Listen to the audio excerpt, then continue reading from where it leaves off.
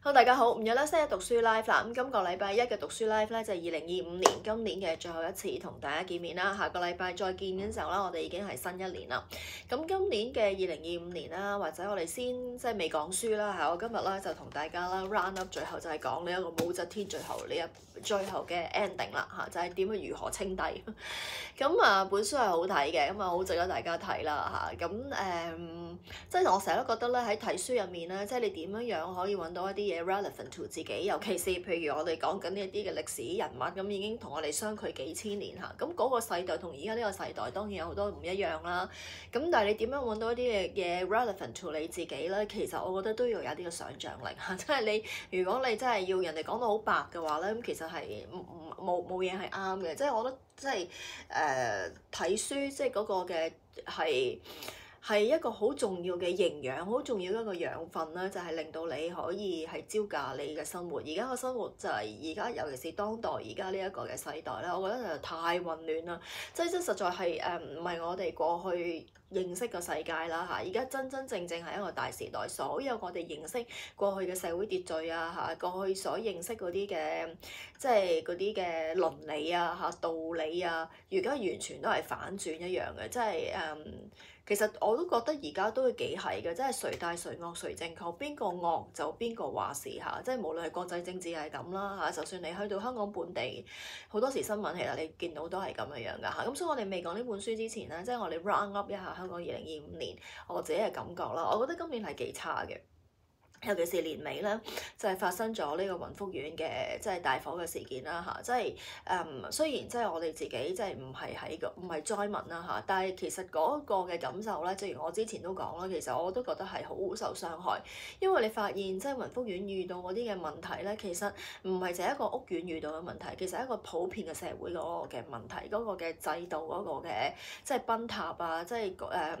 嗰種嘅維威惠啊，嗰種嘅冇監察咧，其實係可以發生喺任何人身上。呢樣嘢其實就係我其實之前已經覺得好不安，呢一單嘢之後就令到我覺得係更加不安，因為即係證明原來真係一個冇監察你求助無門嘅時候，嗰件事我可以覺得咁 worse 嘅。咁當然而家事情已經發生咗1個月啦嚇，另外我亦都覺得更加之即係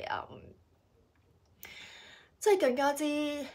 唔開心嘅，同埋亦都更加之憂慮嘅咧係咩咧？就係當初嚇即係出事嘅時候啦，無論保險公司啊、政府咧，就係信誓旦旦咁樣即係應承啲即係居民會即係盡力提供嗰個協助啦。咁但係你發現而家有好多咧都係貨不對版啦嚇，即係本來話呢一個嘅，譬如政府嘅過渡性房屋可以俾你哋一路住到你哋即係有一個嘅即係有一個新嘅安排為止。咁而家有好多呢啲咁樣嘅話俾你住嚇唔收錢，咁結果又唔係啦嚇，即係保險公司嚇起初就係話只要你哋 claim 我都即係盡量賠到幾多就盡賠㗎啦嚇，但係而家你就會發現咧就係其實係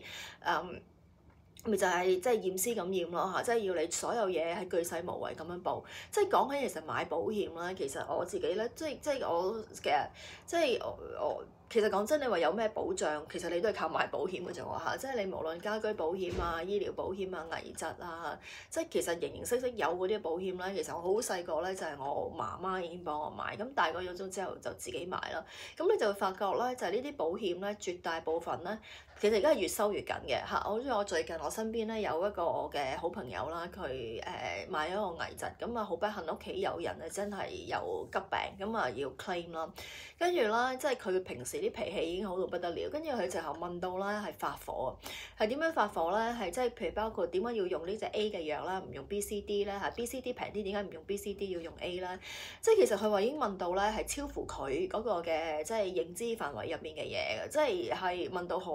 仔細，問到好刁鑽，即係 claim，即係其實你屋企有一個病人已經好辛苦啦嚇，即係已經好痛苦，跟住你仲要係即係答佢呢啲咁樣，完全唔係你自己能力範圍，亦都唔係你 knowledge 上面認識嘅嘢。咁佢好多時就要翻返去醫院問醫生，或者來來回回啦，好嘥精神，好折磨。咁所以咧，其實係好明嘅，即係咧買嗰時候塔到到你要 claim 嗰陣時候咧，就有咁刁鑽得咁刁鑽，其實真係有你有少少冇耐性咧，其實你真係講粗口，真係問候佢嘅已經係好猛嘅呢一樣嘢係。咁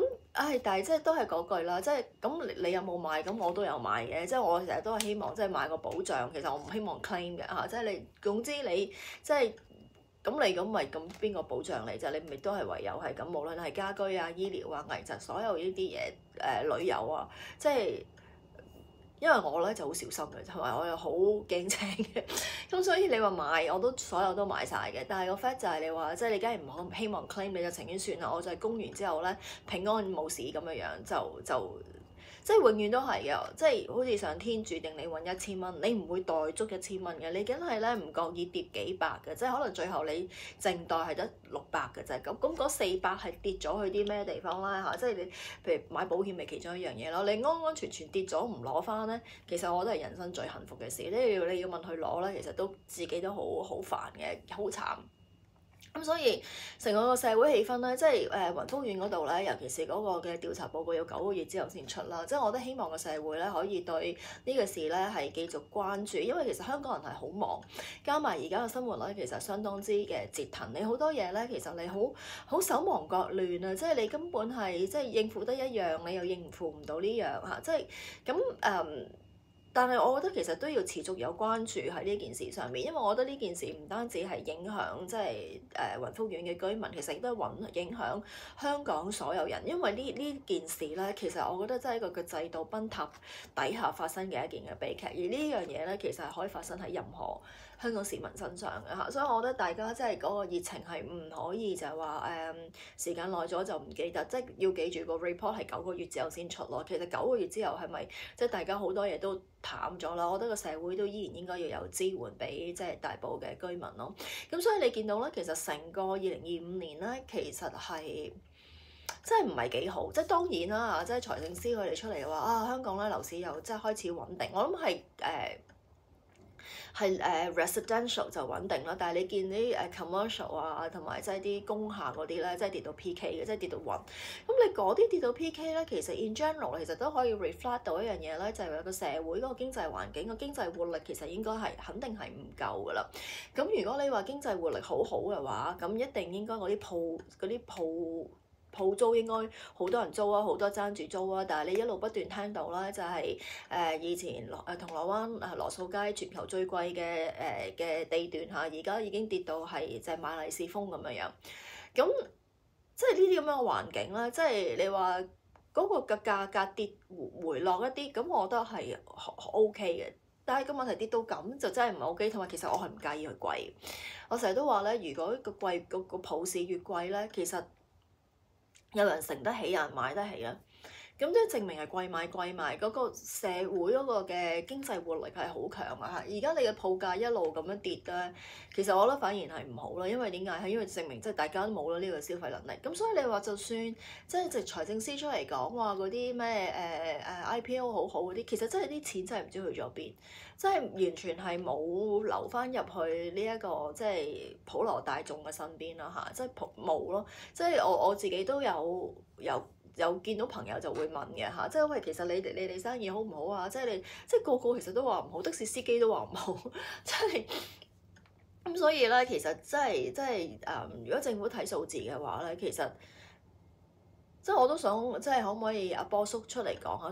到底好咗喺邊咧？真係睇唔到係好咗喺邊。咁同埋即係嗰個另外咧嚇，就係2025年 in general 嗰個嘅經濟唔好啦。咁2026年會唔會好咧？即係我就唔敢講，我真係唔知啊！而家完全係 foresee 唔到將來係點樣。但係而家嗰個嘅經濟環境咧，我覺得同我哋以前認識嘅經濟環境係唔同。以前譬如李嘉誠遇到嗰個嘅地緣政治嗰個問題咧，其實亦都係另一樣嘢咧。即係令到大家好震撼。咁當然我哋個生意冇可能，即係唔係冇可能啦，即係唔會好似同成哥有得比，係可以去牽涉到地緣政治嗰度。但係我只係想講咧，即係話以前生意還生意，政治還政治，即係唔會係咁即係毫不遮掩咁樣去干預一個嘅生意嘅時候，而家原來係會係咁樣嘅嚇，唔單止係即係佢嗰個嘅船係即係嗰個嘅港口會受影響，甚至話屈臣氏拆，只要有一部分你喺大陸嘅話咧，都會受影響嚇。即係而家即係無處不政治嚇，即係雖然你話個社會話要去政治化嚇，我哋乜嘢選舉都要即係要和諧，要去政治化，但係其實佢冇離開過你啊嚇，即係佢根本係每一下都影響緊你嗰個嘅生活，咁所以即係我覺得個社會咧，其實有啲咧，即係你覺得好虛幻啊嚇，即係一路同你講緊去政治化，去政治化，但係原來你所有嘢其實你都係牽涉同政治係不能夠脫鈎嘅一個嘅關係嚇，即係你個生意可唔可以拆出嚟，即係要即係無啦啦又要即係又要睇面色啦嚇。譬如如果你按規矩係可以做嘅嘢，而家就係冇規矩嘅嚇。所以其實呢一樣嘢咧，其實係你係冇可能係覺得唔關自己事嘅，因為呢啲咁樣嘅動作咧，其實係絕對會影響任何一個想嚟投資嘅人。因為你梗係每一個人希望做得生意都希望做大㗎啦，越做越大，你唔希望自己越做越細㗎嘛，係咪？越做越大嘅時候，即係最能夠即係好重要睇嗰啲係咩咧？就係你嗰個嘅法律嗰個嘅規矩嚇，法律嗰個依據係咪公正嘅咧？係咪真係我要拎錢走隨時拎錢走，我要拆遷隨時可以拆遷，即係而家有好多嘢就係。即係同我哋嘅認知係好唔一樣，所以我話而家個社會你會覺得好攰，因為佢每一日咧，其實佢冇乜令到你係真係可以平靜落嚟。佢每一樣嘢咧，即係都會有一啲嘢咧係震撼你嘅，即係過去嚇，即係對事對人嘅一啲嘅認知嘅。咁啊，另外一樣嘢啦，所以你話2026年咧。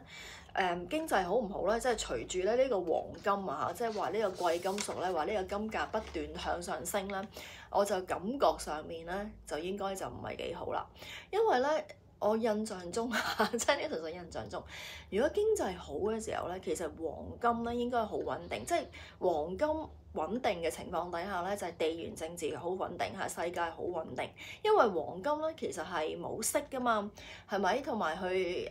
即係definitely 唔個 liquidity 唔夠呢一個嘅地產啊，即係 I mean 唔夠呢個股票嗰啲咁方便啦嚇。咁同埋佢最主要又冇息，咁所以如果你嗰個嘅即係地緣政治好穩定嘅時候咧，即係過去買金。但係即係你唔會覺得佢會飆升得咁多，可能你買咗好多年嗰嚿金都係咁上下價，上落唔會好大。但係而家咧，即係去到2026年嘅年尾咧，即係呢個黃金即係嗰個嘅已經係飆升到啦，係超過4500蚊美金一盎司啦。咁而家預計咧，其實2026年咧就已經會破呢一個5000蚊美金。同埋其實仲依然係睇上，咁依然睇上嘅原因係咩咧？咁就第一樣嘢就大家都好 understand 就係個地緣政治不穩啦，地緣政治不穩就經濟不穩啦。咁同埋美元弱啦嚇，美元弱咁啊，咁我希望美元弱咧，即係除咗黃金高之外咧，都希望其他 currency 可以即係爭氣啲啦，因為買咗一啲即係一啲嘅 currency，咁即係真係希望佢可以即係又即係隨住，因為你美金一強，所有 currency 都低嘛，咁美金弱嘅話，咁嗰啲 currency 係咪可以高翻啲咧？咁樣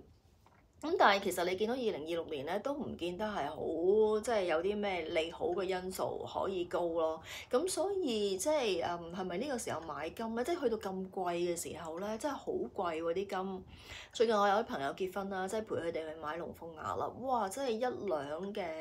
兩金嘅龍鳳鈪咧，即係要成5萬蚊。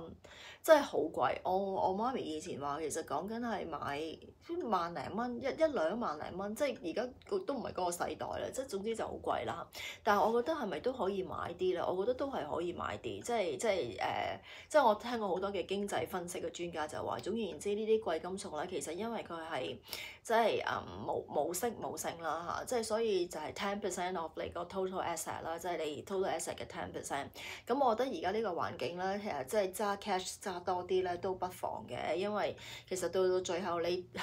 有乜嘢嘅話嚇，即係你就算 liquidity 幾高，你都唔夠 cash 高咯，所以你見到黃金去到咁高嘅時候咧，其實可能科斯2026年咧都唔係會好好，咁但係會唔會可以買啲金咧？我覺得係哇，仔可以買啲金，但係嗰個 fluctuation 咧係會有㗎嚇。咁另外一樣嘢咧就係講返香港嗰個嘅聖誕節啦嚇，我唔知你哋聖誕節喺咪香港啦嚇，我自己聖誕節就喺香港，我喺香港消費啦。咁但係好多人上咗大陸啦嚇，即係66萬，差唔多67萬人係離開咗香港喺聖誕節期間嚇，就比起舊年嘅聖誕節咧57萬人咧，係差唔多多咗10萬人，即係17%。咁啊，當然啦，就係由呢一個大陸入境嘅旅客啦，13萬幾入面咧，其實外國人就好少噶啦，主要都係大陸啦，8萬人嚟自大陸。你見到嗰個咧，即係走嘅人係多過嚟嘅人啦，而嚟嘅人啲人咧就主要係大陸啦。但係大陸人而家嚟香港就冇，即係全部都係窮遊噶嘛，就係即係佢仲有個咩粵車南下咧，除咗你見到佢亂咁切線之外咧，嗰啲仲要好變態嗰啲，即係無人駕駛嗰啲咧，仲係好 proud 咁樣樣啦 upload 去小紅書，所以我都冇辦法。大陸人咧就係咁唔文明㗎啦，即係咧佢係硬係就唔中意守規矩，即係你同佢守規矩咧，等於對牛彈琴。話俾佢知唔得嘅嘢，我頂佢就係要做，你越唔得嘅嘢佢越要做，佢懶 proud。即係咧，其實咧一個 civilized 一個文明嘅社會嗰啲嘅人咧，其實你話俾佢知有啲咁嘅 rules and regulation 咧，其實你唔需要用氣㗎啦，係人哋係會知嘅，你唔需要咧講完又講，講完又講啦，係又要即係即係大部分嘅人咧係會知道係咁樣唔得嘅嚇，咁佢哋就唔會做。但係唯獨呢個世界上係就係得大陸人係咁奇特嘅啫，即係你越唔得嗰啲嘢，佢就越要做，即係亂咁切線啦嚇，跟住咧就係無人駕駛啦。呢啲人咧，你話粵港南下到即係嗰啲粵車南下，到底可以幫助香港嘅經濟幾多咧？嗱，honestly，如果你以你自己去諗，你有錢嘅時候咧，即係譬如好似我哋想呢一個嘅澳門睇演唱會咧，都要自己包架車上去。咁你話包架車上去來回就係睇場演唱會貴唔貴？5000蚊咯，就係咁樣來回一程。咁你話即係你唔會自己揸車嘅，即係其實我簡單我就係想講啦，即係有錢嗰啲人落嚟使錢嗰啲咧係包車落嚟嘅嚇，有司機嘅嚇，就唔會自己揸嘅。如果係即係其實呢啲粵車南下咧，其實我又唔可以話佢哋唔使錢，咁你嚟到咁你都要食飯要剩嘅係嘛？但係個 fact 就係話佢咪就係啲即係好似你去細個，可能你細個去旅行你自己揸車。去遊冰島揸車去遊呢一個嘅英國咁樣一樣啫嘛。咁你話你會唔會使好多錢？其實你唔會使好多錢咯。Honestly，你咪住喺啲郊區嗰啲酒店住1晚，即係咁咯，佢3日啫嘛，係咪先？咁你可以使幾多錢啫？你估佢會唔會去尖沙咀拍低去海港城，跟住去Chanel Hermes 度狂掃啊？梗係唔會啦，係咪？即係去另一個 way 係嚟香港玩咯。但係你話會唔會有好多嘅增幅？其實我覺得唔會咯。你諗下你自己揸車喺英國遊、喺冰島遊嘅時候，你會唔會使好多錢？咪就係唔會咯。即係有錢嘅時候，梗係請司機啦。我點會自己揸啫？我唔會咯，係咪？咁所以即係呢一個嘅所以即係你見到大部分啲人又係去大陸，其實我又係唔係好明點解香港人咁奇怪，咁中意大陸。其實都係嗰句，如果你咁中意大陸嘅話，當然連2019年就唔會發生咁麻煩嘅事啦，係咪？咁同埋而家大陸其實係不斷係取締平安夜，係都幾好笑嘅。即係而家要抵制洋節啊嘛，中國人唔過洋節。其實我覺得有咩洋唔洋節？即係其實所有嘢呢啲個國際化，好多鬼佬都過中國年㗎。即係係一個好開心嘅 festival，好多中國人，譬如我哋香港全世界嘅人都中意過聖誕節，因為係一個 festival。你話我係咪 Christian？ 我唔係 Christian， 我亦都唔係 Catholic， 但係我尊重呢個宗教，我亦都好 enjoy 呢個聖誕氣氛，係一個即係 occasion for 一個 family 係 get together 買下嘢啊。其實係消費主義嘅日子嚟嘅，係消費主義係去使錢嘅日子嚟嘅，開開心心大家互送禮物，其實冇咁多意識形態喺入邊嘅。Honestly， 係咪先？即係今時今日其實邊有咁多即係意識形態嘅嘢？如果你唔係嗰個宗教嘅話，你又唔會去子夜彌撒，你又唔會即係去聖誕彌撒，你又唔會嘅。咁所以其實我覺得冇點解要即係要抵制洋節？如果抵制洋節真係好笑喎！大陸講話呢一個嘅抵制洋節咧，就係企圖咧就係用長津湖呢一個嘅勝利日係取替呢個平安夜。咁就話咧12月24號咧就係長津湖戰役嘅紀念日嚇。咁所以咧就係呢一個嘅新華社喺社群嗰度發帖，12月24唔係平安夜，而係抗美援朝嘅長津湖戰勝紀念日嚇。志願軍喺零下40度嘅極寒嘅天氣，身穿單薄嘅棉衣，就係同呢一個嘅裝備精良嘅美軍展開殊死嘅較量，即係仲好意思講呢一單嘢，可以死咁多人，咁鬼死，即係咁鬼死渣嘅嘢，真係好心仲唔好講啦，係咪？即係志願軍喺40度零下極寒嘅天氣，凍死晒咯！即係所以呢啲咪就係、即係永遠都係要用一啲咁血腥、咁恐怖嘅嘢，即係你開心唔得嘅嚇，即係你永遠揾啲即係咁悲傷、咁恐怖嘅嘢嚟要你記住呢一啲嘢。咁跟住其實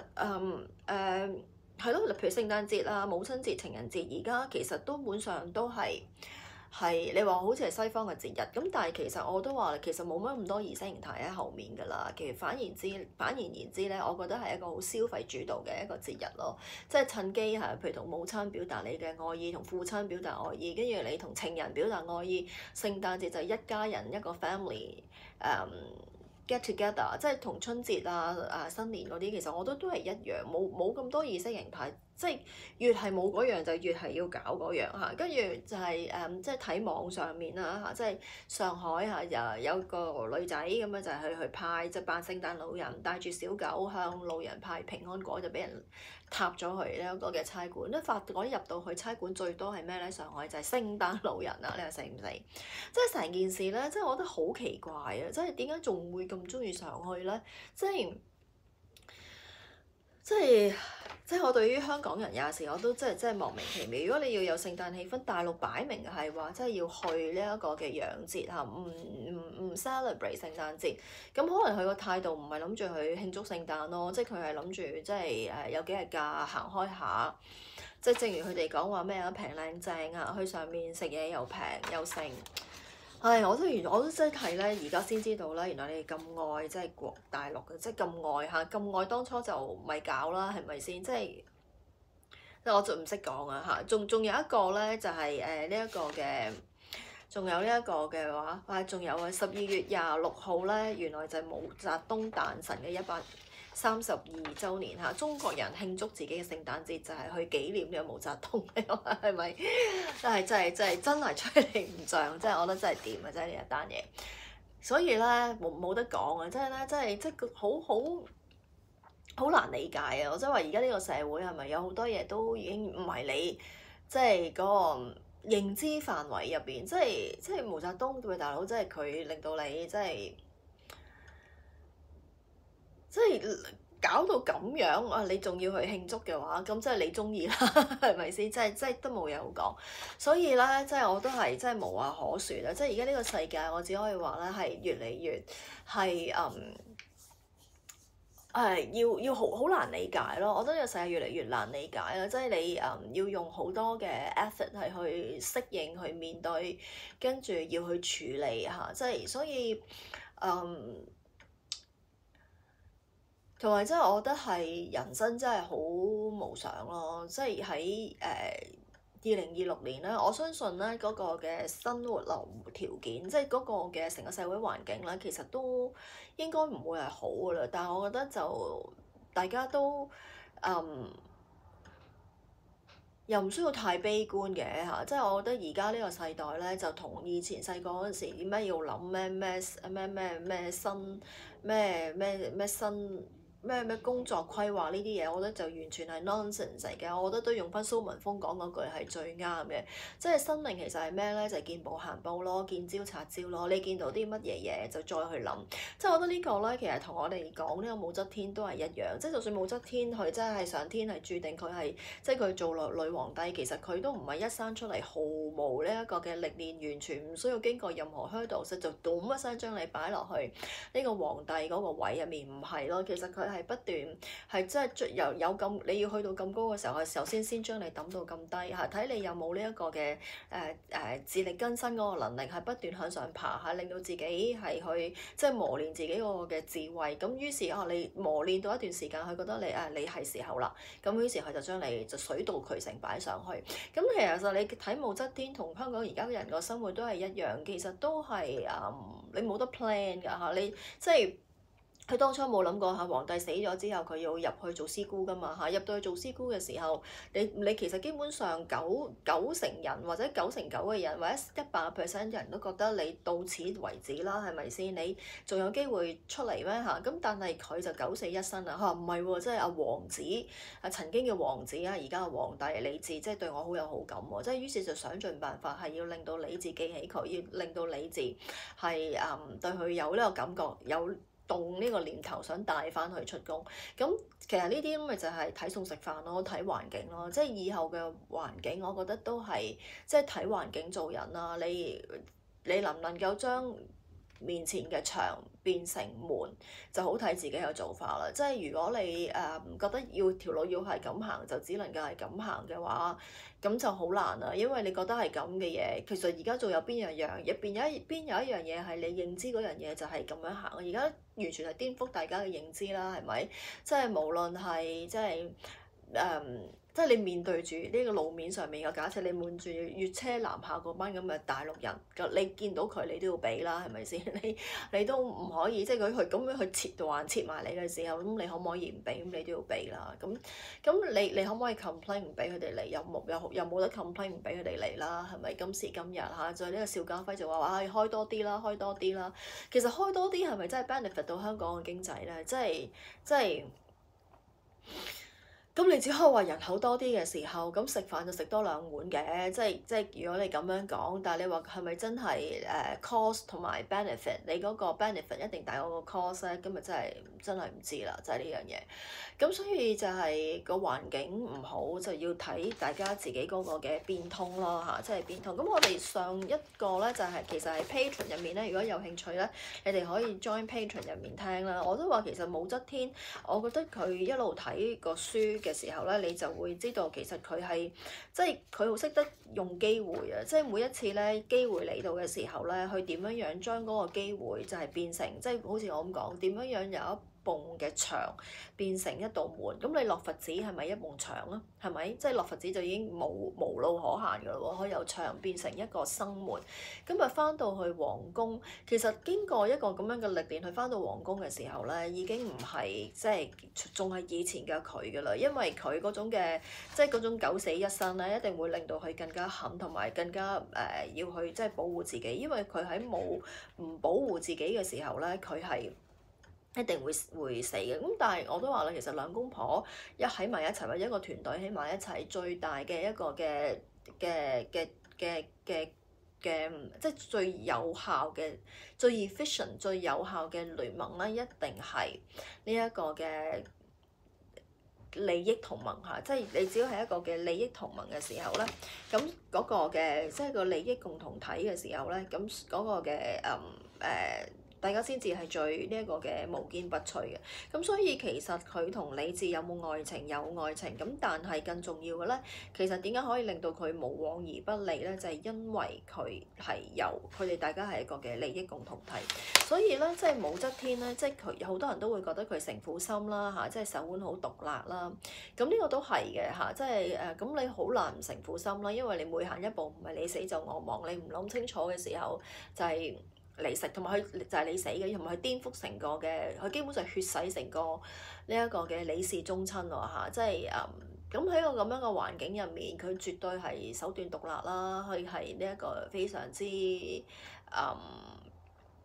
強硬啦嚇，咁但係所有人無論覺得佢幾咁嘅毒辣，幾咁嘅強硬，係幾咁嘅城府深，但係冇人覺得佢昏庸嚇。即係喺呢一個嘅我睇翻一啲嘅書咧，即係佢講其實咧喺呢一個嘅隋唐嘅皇帝入面咧，如果以呢一個嘅才識、以遠見、以政治手腕咧，喺隋唐嘅一眾皇帝入面咧，除咗係隋煬帝、唐太宗同埋唐玄宗可以同佢媲美之外咧，其實冇人可以同武則天媲美。咁你會覺得話呢個女人點解可以咁勁咧？你要明白咧，就係因為其實佢搞政治咧，係玩咗幾十年政治，由佢再第二次翻到去皇宮咧，成為呢一個嘅理智嘅利益共同體嘅時候咧，基本上理智咧就係一個廢廢地嘅男人嚟嘅 ，indecisive 啦，冇乜能力啦，但係佢有一樣嘢係全世界嘅人都冇得，佢一個有嘅咧，就係皇帝嘅權力啦嚇。咁佢就將呢個皇帝嘅權力咧，就係賦咗去俾呢一個嘅武則天，一個由利用住武則天利用住佢皇帝嘅權力，加上佢自己嘅才智，咁於是其實由呢一個嘅即係由佢哋成為呢一個嘅利益共同體之後咧，其實半個江山就係由呢一個嘅武則天係去打理，而佢一路打理打到嚟到幾十年，直至到呢一個嘅理智死咗之後咧，佢就覺得所有人哥你行開啦，直接就由我嚟啦咁樣樣。咁所以其實佢嗰個嘅喺嗰個政壇上面咧都撈咗幾十年啦，唔係撈咗幾廿年，係撈咗幾十年。咁所以其實佢個政治手腕咧係非常之高嘅。咁而家咧我哋咧就進入咧要講啦，就係點解即係理智同佢係一個嘅命運共同體啦嚇。咁點解理智要廢后咧嚇？咁我哋而家就進入去 Patreon 嗰度啦。唔記得同大家講添，如果你哋中意 Patreon 嘅話咧，patreon.com/Sharon Zhang 或者可以送花嘅嚇，有條 link 喺度。咁我哋而家就進入去啦。